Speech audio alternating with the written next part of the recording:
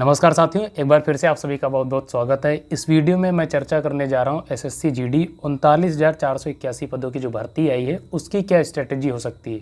एक best strategy आपके सामने शेयर करने जा रहा हूँ।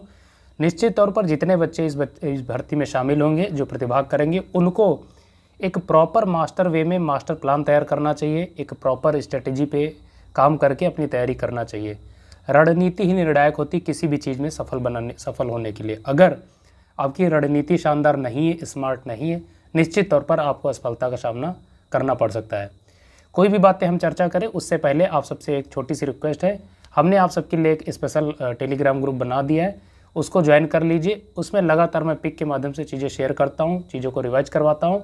जितने भी मोस्ट इंपॉर्टेंट फैक्ट्स होते हैं, हर टॉपिक है, उनको वहाँ पर शेयर करता हूँ। आप सब ज्वाइन कर लीजिए, निश्चित तौर पर फ़ायदा मिलेगा। देखिए, ऑल इंडिया लेवल की भर्ती है। सबसे मेन बात ये आप ध्यान रखेंगे, जो एसएससी जीडी की जो भर्ती है ऑल इंडिया लेवल की है, तो निश्चित तौर पर इसमें कंपटीशन जो है बहुत तगड़ा होने वाला, आप ध्यान रखेंगे।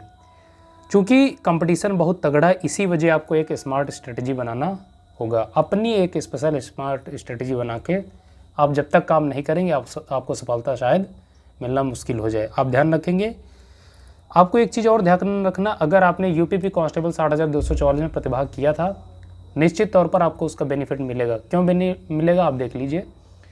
क्योंकि इसका जो लेवल होता है एसएससी जीडी का जो प्रश्न पत्र होता है, यूपीपी कांस्टेबल के प्रश्न पत्र से काफ़ी ईजी कैटेगरी का प्रश्न पत्र पूछा जाता है, तो उसका वेटेज आपको यहाँ पर देखने को मिलेगा।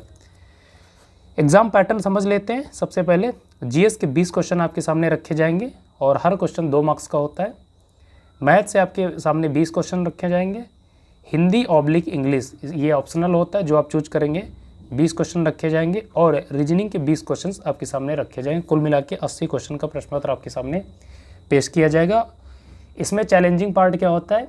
चैलेंजिंग पार्ट ये होता है कि इन 80 क्वेश्चंस के लिए आपको जो समयावधि दी जाती है वो होती है 60 मिनट यानी 1 घंटे की।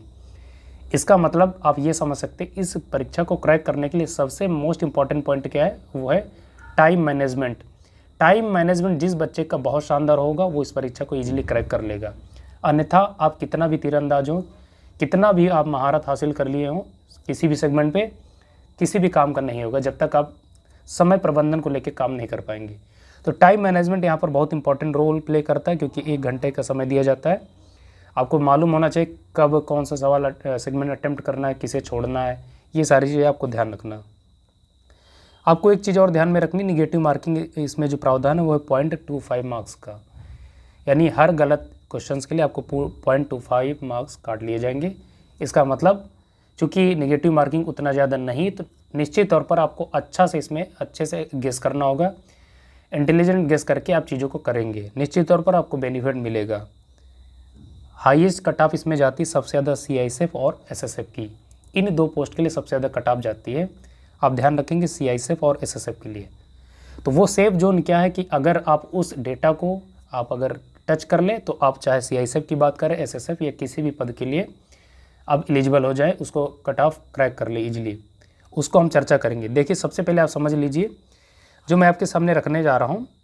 पहली चीज़ आप ध्यान रखिए कि इसमें जीएस और हिंदी में एज सच कुछ भी कॉन्सेप्चुअल नहीं पूछा जाता। जो भी चीज़ें पूछी जाती है फैक्चुअल पूछी जाती है। पहली बात, हिंदी में आप जानते हैं यूपीपी कांस्टेबल में बहुत सारे टॉपिक्स ऐसे हैं जो कॉन्सेप्चुअल पूछे जाते हैं, लेकिन एसएससी जीडी के प्रश्न पत्र पर फैक्चुअल सवाल पूछे जाते हैं। फैक्चुअल इन द सेंस पर्यायवाची, विलोम शब्द, अनेकार्थी शब्द, जो रटने वाली चीज़ें होती हैं वो पूछी जाती हैं। कहने का मतलब ये है कि आपको ज़्यादा से ज़्यादा वोकैब्स तैयार करनी होंगी हिंदी की। दूसरा, जीएस में भी आपके सामने एज सच कुछ भी कॉन्सेप्चुअल नहीं पूछा जाता है। जो भी सवाल पूछे जाते हैं मोस्टली आप देखेंगे 12 से 14 सवाल फैक्चुअल सवाल पूछे जाते हैं और 3-4 सवाल आपको करंट अफेयर्स के देखने को मिलते हैं। 1 ही 2 क्वेश्चन ऐसा होता है जो कोई कॉन्सेप्चुअल टाइप का रहता हो, बाकी मोस्टली आप देखेंगे 95% क्वेश्चंस फैक्चुअल रहते हैं। तो इसमें भी आपको एज सच कोई दिक्कत नहीं होनी चाहिए। अब 2 सेगमेंट बचे रहे, मैथ और रीजनिंग। मैथ और रीजनिंग का लेवल वही है जो आपने मैथ यूपीपी कांस्टेबल में तैयारी की है। इनफैक्ट उससे ईजी कैटेगरी का होता है लेवल। आपने प्रीवियस ईयर्स का अगर एसएससी जीडी के प्रश्न पत्र लगाए होंगे तो निश्चित तौर पर उसमें आप मैथ और रीजनिंग में 95% क्वेश्चन आपने ईजिली कर लिए होंगे। तो मैथ और रीजनिंग में एज सच कोई दिक्कत नहीं होती। स्टूडेंट्स को ध्यान रखेंगे। दिक्कत सबसे ज़्यादा होती है दोस्तों, हमने पहले आपको बताया समय प्रबंधन को लेके, टाइम मैनेजमेंट को लेके। टाइम मैनेजमेंट पर जो बच्चा बहुत ज़्यादा काम करेगा वो इस परीक्षा में सफल हो जाएगा। और टाइम मैनेजमेंट पे कैसे आप काम करेंगे वो मैं आपको साथ शेयर करने जा रहा हूँ। वो है टेस्ट सीरीज़ से। जितना ज़्यादा आप टेस्ट सीरीज़ लगाएंगे वो आपको उतना ज़्यादा फ़ायदा करेगा। दूसरा जो हमने सेफ जोन की बात की कि इस परीक्षा में कितना अटेम्प्ट कर लिया जाए जिससे आप सभी पोस्ट के लिए, चाहे BSF, CISF, SSB, SSF, CRPF, सबके लिए आप एलिजिबल हो जाएं, क्रैक कर ले कट ऑफ को। ध्यान रखेंगे हिंदी के लिए आपको कम से कम 18 क्वेश्चंस करने होंगे करेक्टली। 18 क्वेश्चंस, 2 क्वेश्चंस ऐसे हैं जिस पे आपको गेस कर सकते हैं, आप गेस का सहारा ले सकते हैं। रीजनिंग में आपको 20 के 20 सवाल करने होंगे। ऐसा कोई भी सवाल नहीं होता जो बहुत टिपिकल है आप कर ना पाए, निश्चित तौर पर आप सीरियस एस्पिरेंट अगर हैं। मैथ्स में आपको कम से कम 18 क्वेश्चंस करने होंगे और GS में आपको मोटा मोटी 15 सवाल करने पड़ेंगे किसी भी कीमत पे।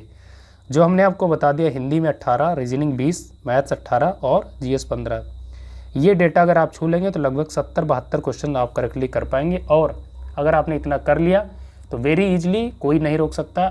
सभी पोस्ट के लिए, यानी चाहे BSF की बात की जाए, CISF की बात की जाए, CRPF की, SSF के लिए, सब के लिए आप क्रैक कर जाएंगे, क्वालिफाई कर जाएंगे, कट ऑफ आप क्लियर कर लेंगे। तो ये आप कैसे करेंगे मैंने आपको बता दिया कि GS में आपको फैक्चुअल करना है, हिंदी में कंसेप्चुअलाइज कुछ होता नहीं, जो आपने नोट्स बनाए उन पे काम करना है।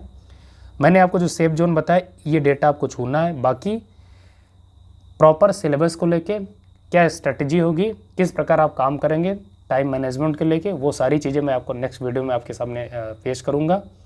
इस वीडियो में आप सबको ये एक इन्फॉर्मेटिव चीज़ें बतानी थी, एग्ज़ाम पैटर्न मेनली आपके सामने पेश करना था। आई होप आपको चीज़ें क्लियर हुई होंगी। किसी चीज़ को लेके आपको डाउट है कमेंट बॉक्स में पूछ लीजिए। वही बच्चा सफल हो जाता है जो प्रॉपर स्ट्रेटजी के साथ काम करता है। कई बार बच्चों को सिलेबस का ज्ञान नहीं होता और लगातार वो अंधी दौड़ में पड़े होते, जो उनके सामने आ जाता है वो पढ़ने लगते हैं। इससे बात नहीं बनती, आपको प्रॉपर वे में काम करना होगा। जब तक आप स्मार्ट स्ट्रेटजी नहीं बनाएंगे तब तक आप सफल नहीं हो पाएंगे, आपको मुश्किलों का सामना करना पड़ेगा। इस वीडियो में जो इन्फॉर्मेशन आपको दी गई आपको कैसी लगी आप कमेंट बॉक्स में बता सकते हैं। बाकी टेलीग्राम का जो लिंक मैंने दिया डिस्क्रिप्शन बॉक्स में, वहाँ से इसको ज्वाइन कर लीजिए, बहुत फ़ायदा मिलेगा। जिन बच्चों ने 60,244 में मेरे साथ लग के तैयारी की, उनकी कमेंट्स ने मुझे बहुत प्रसन्न कर दिया है। बहुत सारे बच्चों ने कहा सर आपने जो पिक्स दी थी उसमें दरअसल मैंने व्हाट्सएप पे ग्रुप बनाया था, लेकिन अब मैंने टेलीग्राम पे बना दिया, आप उसको ज्वाइन कर लीजिए, आपको बहुत बेनिफिट मिलेगा। प्लस टारगेट वीडियोस के माध्यम से मैं वहाँ चीज़ें आपके सामने शेयर करूँगा, किस किस टाइम पे आपको क्या क्या करना होगा, वो सारी चीज़ें मैं वहाँ पर आपको साथ पेश करूँगा। इस वीडियो में बस आपके साथ यही चर्चा करनी थी। वीडियो कैसा लगा आप कमेंट बॉक्स में बता सकते हैं। बाकी नेक्स्ट वीडियो का आप हमारे साथ जुड़े रहिए, स्टे ट्यून्ड रहिए। जो भी चीज़ें होंगी, जो भी अपडेट होंगी आपके सामने रखूँगा। बहुत जल्दी आपके साथ फिर मुखातिब होऊंगा। आप सबसे इजाज़त चाहता हूँ। नमस्कार।